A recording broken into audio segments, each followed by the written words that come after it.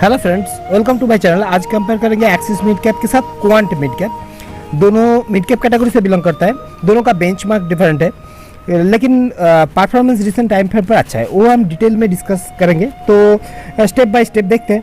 पहले क्या करेंगे, दोनों फंड को ओवरलैप करेंगे 1 ईयर, 3 ईयर एंड 5 ईयर के फ्रेम पर कंपेयर कर लेंगे। फिर बेंचमार्क कंपैरिजन करेंगे। दोनों का बेंचमार्क डिफरेंट है, बेंचमार्क कंपैरिजन करेंगे।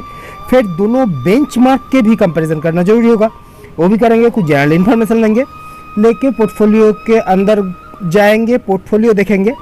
मेनली देखेंगे return analysis and portfolio concentration, large cap mid cap में पोर्टफोलियो कैसे एलोकेट किया है वो भी देखेंगे। Stock specific and sector specific portfolio देखेंगे, वैल्यूएशन को चेक करेंगे।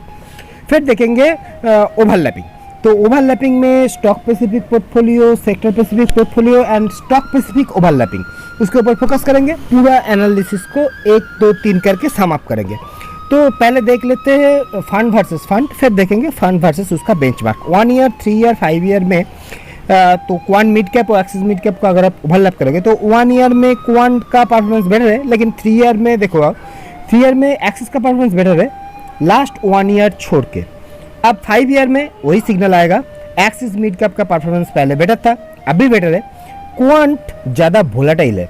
ये लास्ट 3 ईयर के चार्ट अगर आप देखोगे तो जब मार्केट गिर रहा है तो क्वांट ज़्यादा गिर रहा है, जब मार्केट ऊपर आ रहा है तो क्वांट ज़्यादा ऊपर आ रहा है। उसको भी हम डिटेल में डिस्कस करेंगे रिस्क रेशियोज में। उसके पहले चेक कर लेते हैं बेंचमार्क रिलेशन। तो क्वांट का जो बेंचमार्क है वो निफ्टी मिड कैप 150 है। निफ्टी 500 में टॉप 100 को छोड़ के नेक्स्ट 150 कंपनी को ये अपना बेंचमार्क मानता है, लेकिन इसका बेंचमार्क रिलेशन अच्छा नहीं है। लास्ट 1 ईयर छोड़ के 5 ईयर एंड सिंस इंसेप्शन अगर आप देखोगे तो इसका बेंचमार्क रिलेशन अच्छा नहीं है। ये खुद का जो बेंचमार्क है निफ्टी मिड कैप 150, इसको बीट नहीं कर पा रहा है। आप देखते हैं एक्सिस मिड कैप को, 1 year, 5 years and since Inception अगर आप देखोगे, एक्सिस का जो बेंचमार्क है S&P BSE मिड कैप, तो इसको ये बीट कर रहा है, लेकिन सिनेरियो पूरा उल्टा है। 1 ईयर में इसका बेंचमार्क रिलेशन अच्छा नहीं है, लेकिन 5 ईयर एंड सिंस इंसेप्शन अगर आप देखोगे तो इसका बेंचमार्क रिलेशन अच्छा है। लेकिन 1 ईयर में एक्सिस का क्या हुआ जो इसका बेंचमार्क रिलेशन पुअर दिखा रहा है, उसको भी डिटेल में डिस्कस करेंगे। लेकिन उसके पहले दोनों बेंचमार्क को एक बार कंपेयर कर लेते हैं। तो एक्सिस का जो बेंचमार्क है S&P BSE mid cap and quant का जो बेंचमार्क है निफ्टी मिड कैप 150। अगर आप 10 ईयर के टाइम फ्रेम पर देखोगे तो एक्सिस मिड कैप का जो बेंचमार्क है S&P BSE मिड कैप, उसमें लगभग 100 कंपनी आता है एंड निफ्टी मिड कैप 150 में 150 कंपनी है। तो निफ्टी मिड कैप 150 थोड़ा ब्रॉड है एंड जनरली ब्रॉड बेंचमार्क के पास रिटर्न पोटेंशियल ज़्यादा होता है। वही आप देख रहे हो लास्ट 10 ईयर्स के चार्ट अगर आप देखोगे तो निफ्टी मिड कैप 150 ने ज़्यादा रिटर्न डिलीवर कर रहा है। लेकिन बेटर बेंचमार्क होने से फंड बेटर नहीं होता। फंड को अपने बेंचमार्क को बीट करना है कंटिन्यूअसली एंड कंसिस्टेंटली। तो over a longer period of time जब बेंचमार्क को अपना फंड बीट करेगा तो इन्वेस्टर के पास रिटर्न आएगा। तो कुछ जनरल इन्फॉर्मेशन लेके रिटर्न एनालिसिस भी करेंगे। अगर आप AUM चेक करोगे, एसेट अंडर मैनेजमेंट, तो क्वांट एक छोटा फंड है। मिड कैप फंड जितना छोटा होता है उतना बेटर, ऐसा इन्वेस्टर का मानना है। अब क्रिसिल रैंक देखोगे तो क्वांट के पास सिंगल स्टार का रैंक है, एक्सिस मिड कैप के पास 3 स्टार है। बेंचमार्क अगर आप देखोगे निफ्टी मिड कैप 150 है, क्वांट का बेंचमार्क थोड़ा ब्रॉड। एक्सिस का जो बेंचमार्क है S&P BSE मिड कैप है, इसमें अराउंड 98-99 कंपनी आता है। एक्सपेंस रेशियो अगर देखोगे आप, दोनों का सेम एक्सपेंस रेशियो है। टर्नओवर क्वांट का बहुत ज़्यादा है, छोटा फंड है, हाई टर्नओवर रेशियो है, तो एक रिक्सी कॉम्बिनेशन हो जाता है। आप पोर्टफोलियो को डिटेल में देखने से पहले एक बार क्विकली रिटर्न को चेक कर लेते हैं। 1 ईयर, 3 ईयर एंड 5 ईयर के फ्रेम पर अगर आप देखोगे तो लास्ट 1 ईयर में कैटेगरी को दोनों फंड बीट कर रहा है, 3 ईयर में भी कैटेगरी को दोनों फंड बीट कर रहा है एंड 5 ईयर में भी कैटेगरी को दोनों फंड बीट कर रहा है। अब फंड वर्सेस फंड देखते हैं। लास्ट 1 ईयर में क्वांट का परफॉर्मेंस बेटर है, लेकिन 3 ईयर में दोनों का सिमिलर है, 5 ईयर में एक्सिस का बेटर है। रिसेंट टाइम फ्रेम पर एक्सिस ने थोड़ा अंडर परफॉर्म कर रहा है, क्वांट लास्ट 1 ईयर में एक्सिस को आउट परफॉर्म कर रहा है। तो इसको भी डिटेल में डिस्कस करने की कोशिश करेंगे, लेकिन उसके पहले पोर्टफोलियो कॉन्सेंट्रेशन को एक बार चेक कर लेते हैं। अगर आप नंबर ऑफ स्टॉक के हिसाब से दोनों की कंपेयर करोगे तो कैटेगरी के कंपैरिजन में क्वांट ने बहुत ही कम 50% स्टॉक लेकर अपना पोर्टफोलियो बनाया है। एक फोकस कॉन्सेंट्रेटेड अप्रोच इधर क्लियर है। एक्सिस के पास जो स्टॉक है 56 स्टॉक है, कैटेगरी भी 56 है, एक कैटेगरी के साथ जा रहा है।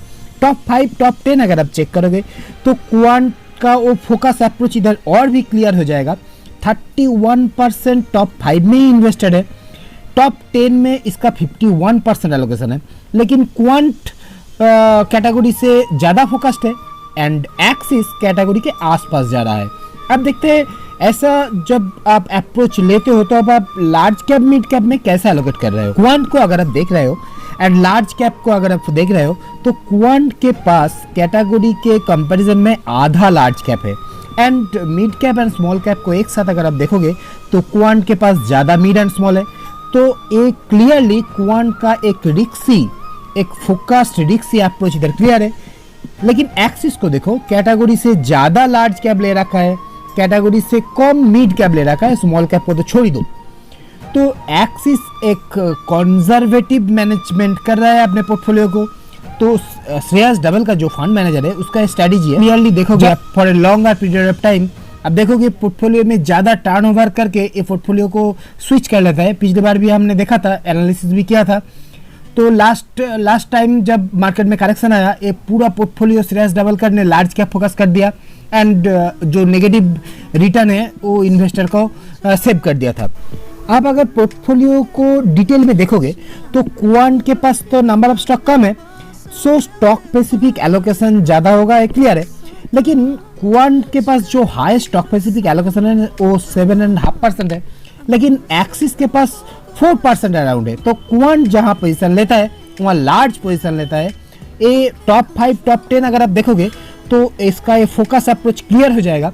क्वांट टॉप 5 में ज़्यादा एलोकेशन किया है एक्सिस के कंपैरिजन में, टॉप 10 में भी क्वांट का एलोकेशन ज़्यादा है एक्सिस के कंपैरिजन में। अब अगर सेक्टर स्पेसिफिक एलोकेशन देखोगे तो दोनों का ही टॉप एलोकेशन जो है वो फाइनेंशियल में है। फाइनेंशियल एक रिस्की सेक्टर माना जाता है, लेकिन अगर आप परसेंटेज वाइज देखोगे एक्सिस का जो फाइनेंशियल में एलोकेशन है वो 28% अराउंड एलोकेशन है।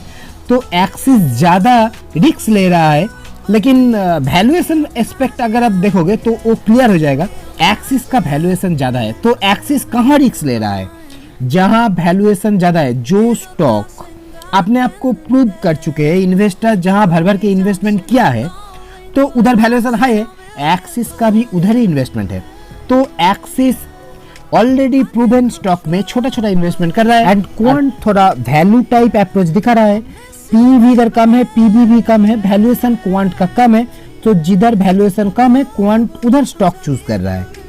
जब पोर्टफोलियो में जाएंगे डिटेल में देखेंगे इसको और भी क्लियर हो जाएगा, लेकिन उसके पहले रिस्क रेशियो के ऊपर एक बार फोकस कर लेते हैं। रिस्क रेशियो में पहले देखते हैं मीन को। मीन का मतलब होता है एवरेज रिटर्न। अगर आप देखोगे कैटेगरी के कंपैरिजन में दोनों ही फंड का एवरेज रिटर्न बेटर है, लेकिन क्वांट के पास एवरेज रिटर्न थोड़ा बेटर डेटा दिखा रहा है। एचडी एंड बीटा को चेक करते हैं। एचडी बीटा इंडिकेट करता है वॉलेटिलिटी को। इन्वेस्टर का इधर मानना है अगर आपको रिटर्न सेम आ रहा है तो आप लोअर एचडी बीटा ढूंढोगे, तो लोअर इज बेटर होता है इधर एचडी एंड बीटा में। अगर आप देखोगे क्लियरली क्वांट के पास हायर एचडी बीटा है, फंड ज़्यादा वोलेटाइल है, लेकिन लॉन्गर टाइम फ्रेम पर इसका मीन भी ज़्यादा है, ये रिटर्न भी ज़्यादा डिलीवर कर रहा है हाई वोलेटिलिटी के साथ। 1 ईयर 3 ईयर 5 ईयर के टाइम फ्रेम पर मैंने जब चार्ट को ओवरलैप किया था तो ये पिक्चर हम पहले डिस्कस कर चुके हैं। अब शार्प और अल्फा को देख लेते हैं। शार्प एंड अल्फा में हायर इज बेटर होता है। शार्प कहता है अगर आपका फंड रिटर्न जनरेट करने के लिए कितना रिस्क ले रहा है तो हायर इज बेटर। तो एक्सिस थोड़ा बेटर है, कैटेगरी से दोनों ही बेटर डिटेल दिखा रहा है, लेकिन सिमिलर आप कह सकते हो। अल्फा क्या कहता है? अल्फा कहता है अगर आपका बेंचमार्क 0 रिटर्न दे, बेंचमार्क रिटर्न नहीं दे पाएगा तो आपका फंड कितना रिटर्न जनरेट कर सकता है। कैटेगरी को छोड़ दो, कैटेगरी 2.6 दिखा रहा है, लेकिन क्वांट के पास बेटर डेटा है, बेटर अल्फा है, बेटर मीन है। क्वांट ज़्यादा वोलेटाइल जरूर है, एचडी बीटा क्वांट का हाई जरूर है, लेकिन ये बेटर अल्फा बेटर मीन भी डिलीवर कर रहा है। अब पोर्टफोलियो ओवरलैपिंग इशू के ऊपर फोकस करना चाहूँगा। तो पहले अगर आप पोर्टफोलियो को डिटेल में देखोगे तो क्वांट का जहाँ इन्वेस्टमेंट है वो टॉप 5 टॉप 10 में ज़्यादा इन्वेस्टमेंट कर चुके हैं। उसका फोकस्ड अप्रोच, उसका एग्रेसिव अप्रोच इधर क्लियर है। उधर उसका stock specific highest allocation 7.5% around है, लेकिन कुछ कॉमन स्टॉक भी है। क्लियरली अगर आप देखोगे तो क्वांट के पास अराउंड 32 स्टॉक है एंड एक्सिस के पास 56 कैटेगरी के सेम स्टॉक है, नंबर ऑफ स्टॉक सेम है।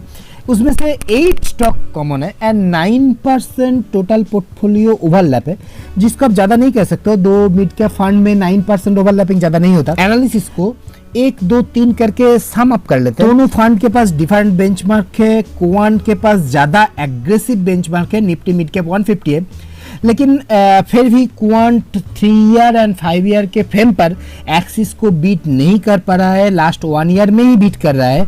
अगर आप पोर्टफोलियो के अंदर देखोगे तो क्वांट के पास एक concentrated focused kind of strategy है एक्सिस के कंपैरिजन में। इसका लार्ज कैप कम है, मिड कैप स्मॉल कैप ज़्यादा है, नंबर ऑफ स्टॉक कम है, तो ये ज़्यादा कॉन्सेंट्रेटेड, ज़्यादा फोकस्ड अप्रोच, ज़्यादा रिस्की अप्रोच के साथ चल रहा है एक्सिस के कंपैरिजन में। अगर आप स्टॉक स्पेसिफिक पोर्टफोलियो अगर आप देखोगे तो क्वांट के पास ज़्यादा कॉन्सेंट्रेटेड पोर्टफोलियो है, नंबर ऑफ स्टॉक कम है एंड स्टॉक स्पेसिफिक एलोकेशन ज़्यादा है, लेकिन एक्सिस के पीईपी भी ज़्यादा है। एक्सिस ऑलरेडी प्रूवन एरिया में छोटा छोटा करके पोजीशन ले रहा है। अगर आप ओवरलैपिंग इशू के ऊपर एड्रेस करोगे, क्वांट के पास 32 स्टॉक है एंड एक्सिस के पास कैटेगरी एवरेज 56 स्टॉक है, तो उसमें से 8 स्टॉक कॉमन है एंड टोटल 9% पोर्टफोलियो ओवरलैप है, जिसको आप ज़्यादा नहीं कह सकते हो।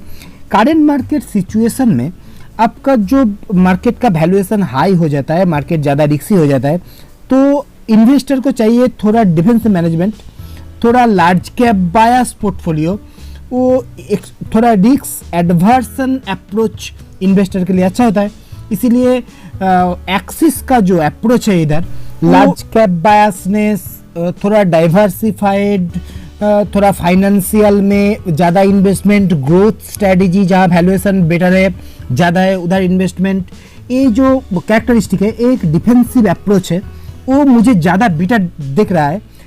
हो सकता है इसका रैंक 3 स्टार हो, लेकिन अभी मार्केट के सिचुएशन के ऊपर मुझे जो दिख रहा है, मुझे जो समझ आ रहा है, वो आपके साथ मैं शेयर कर रहा हूँ। तो हैप्पी इन्वेस्टिंग। आपको क्या समझ आ रहा है, आप डिफरेंट डेटा को कैसे एनालिसिस कर रहे हो, तो वो आप कमेंट बॉक्स में शेयर करोगे तो मैं खुद को इम्प्रूव कर सकता हूँ।